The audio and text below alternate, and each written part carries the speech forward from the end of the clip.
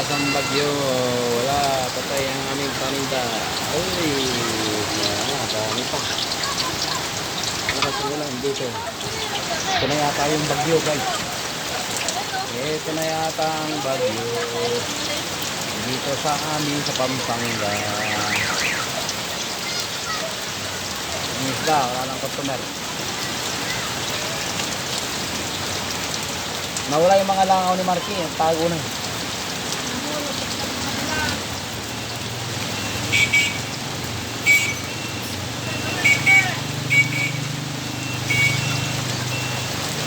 Baha na po sa amin.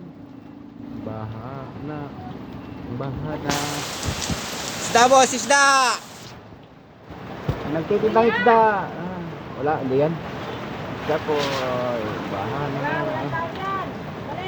Kuya Marque! Kuya Marque! Walang tao, alis na.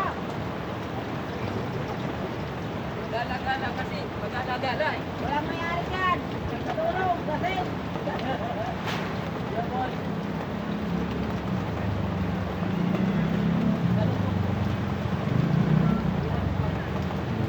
Paninda, wala na.